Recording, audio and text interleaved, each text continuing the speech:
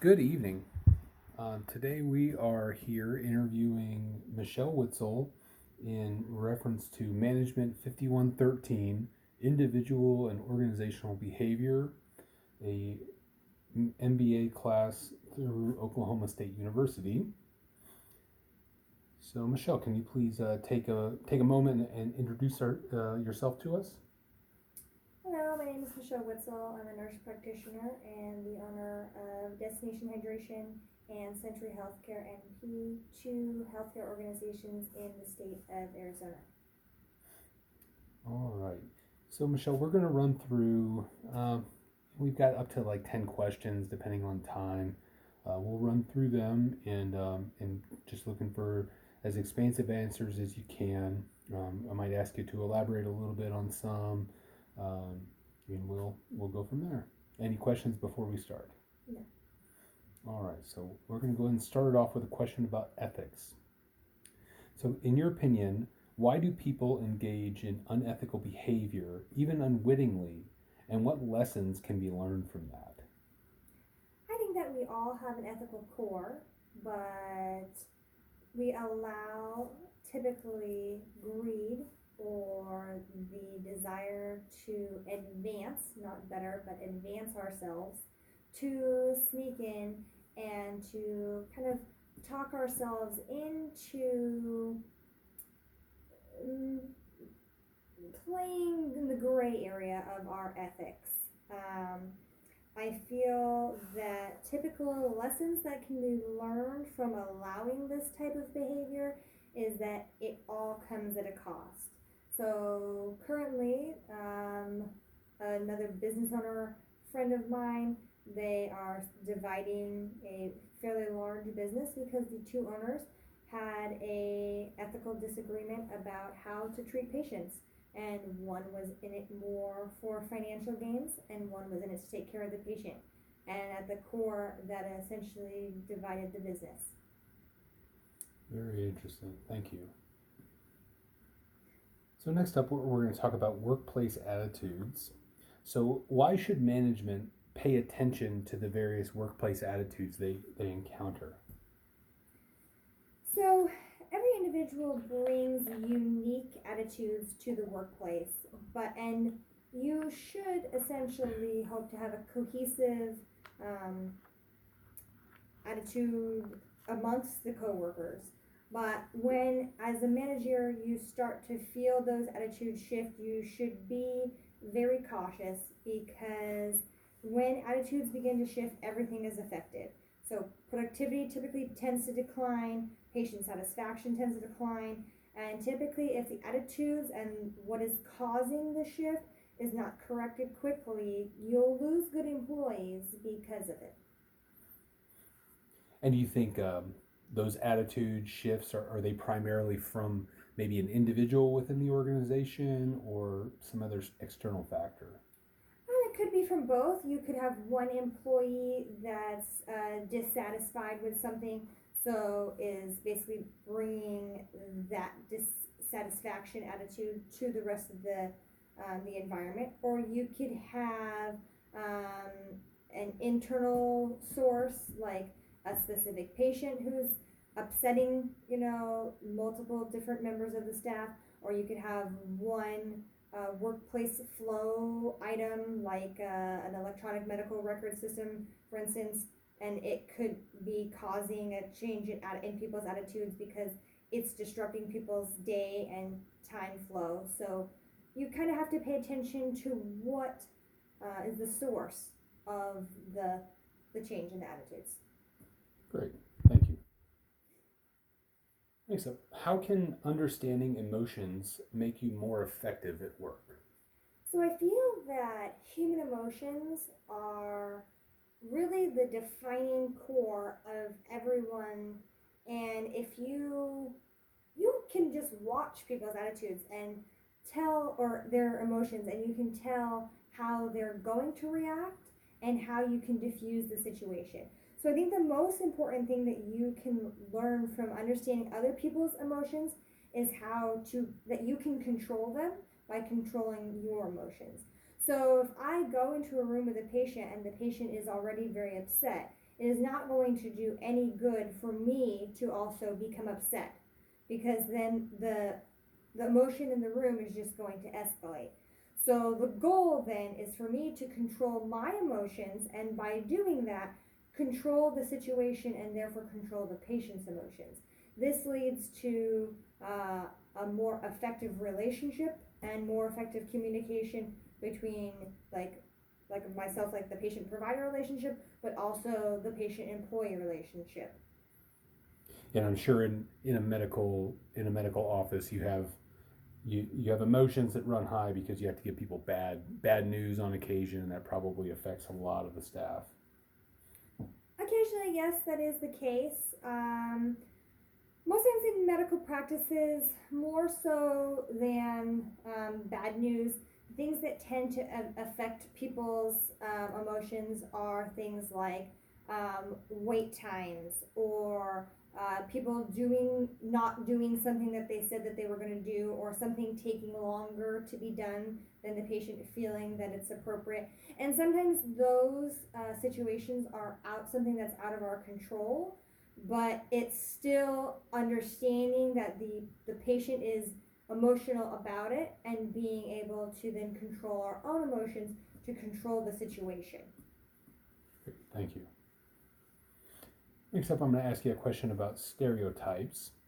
So, how can we use awareness of stereotypes to make better decisions and manage more effectively? So, this comes into play in medicine quite often, whether it's from a provider-patient relationship, and I have to kind of take into consideration, like a stereotype, so that I can then structure how my treatment plan and my like making my communication effective with the particular patient. And it goes the other way. So I have to understand that there are going to be some patients who have stereotypes against certain providers. So if I'm sending a referral for a patient to a cardiologist, and I want to make sure that the relationship there is going to be cohesive, I need to take into consideration the patient stereotypes towards different ethnicities and providers, so that I can make sure that people are getting the appropriate treatment plan and the appropriate care. Great, thank you. So we'll talk a little bit about motivation here. So in your view, what is motivation, and how does it affect your behavior? Okay, so I think the basic definition of motivation is the drive to be better. Whether that's in business or in relationships, I think that motivation really determines who you are and where you're going. So for me personally, I have a strong motivation to have successful businesses, but also to take very good care of my patients. And any of my patients will know that I sacrifice that their care, is my driving force, my driving motivation. That's what gets me out of bed in the morning, to make sure that they are taken care of, and that, where maybe the medical system has dropped the ball before, that I'm going to be the one that helps them. And if that gets me a successful business, then so be it. Outstanding.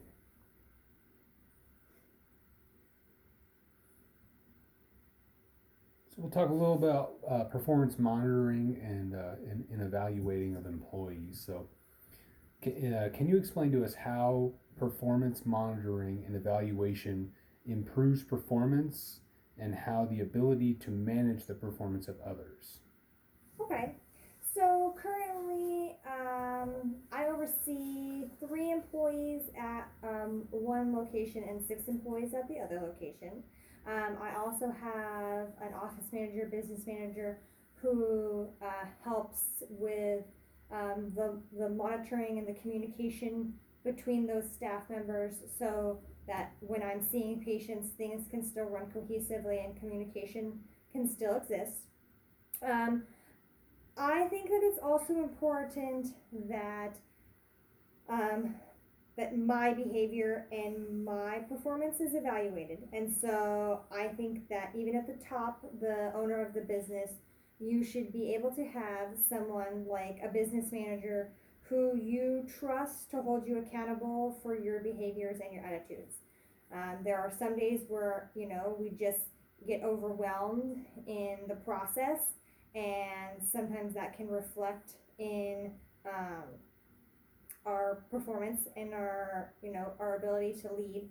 And so it's important that we have someone that we trust that can almost put us in check and say, okay, hey, you need to make sure that you are, behaving and having, watching your attitude, because your employees are watching you. In reference to the performance management piece, do you feel that so in larger companies, when we're talking hundreds and hundreds of employees, you'll see these formalized performance management systems where annually you're given set goals and professional development expectations, and you're evaluated throughout the course of the year to determine if you're on path to meet those. In smaller organizations where you have more of an individual bond from the top all the way down, do you feel that's as important to formalize what those expectations are for your employees? There's an interesting dynamic in my companies in the fact that there is a lot of diversity in job roles and task structure. So, like for my team of nurses at Destination Hydration, they all have formalized performance reviews and job criteria and things that we monitor, because we need to make sure that when people are performing medical tasks, that they are all falling under the same criteria, that you don't have one person that's starting IVs completely different than someone else, because as a cohesive unit of a company, you want to make sure that they're all following a similar performance guideline. For the other employees, it kind of varies, and I don't know so much that a very structured monitoring would be effective at this time, because we kind of have a lot of one-off, like we have a front desk person and a medical assistant and a phlebotomist, and so we can't obviously have a unified structure that rates them all, because they each have different job tasks. I do feel it's important to have uniformity when it comes to performance reviews, because then there's no oh well, that person got a 5% raise, but I do just as good a job. Well, you're in two different departments, so you need to kind of have structured performance reviews per your job criteria. Very good. And our last question for this evening is on organizational behavior. So how can managers create an organizational climate that fosters positive organizational behavior? Okay. So I think that this is very important, whether you're in a medical facility or you're leading a large corporation, is that you have to lead by example.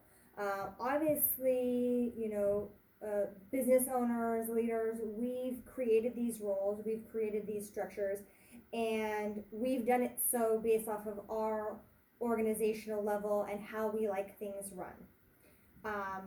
There's obviously ways that I have set things up that I like them done, but I don't like to micromanage. I like to provide someone a task and then have them figure out the best way that it works for them and the company. In years past, in training nurses, I've always said, this is what we're going to do. Go in and do it, and I'm going to stand here and watch you, and then we'll have constructive criticism after the fact. I'm not going to stand there and nitpick how they do something. My basic criteria is if it's safe for you, it's safe for the patient, and we're not using in excessive supplies. Let's take care of this patient, and let's make sure that things are handled. Great. Thank you, Michelle.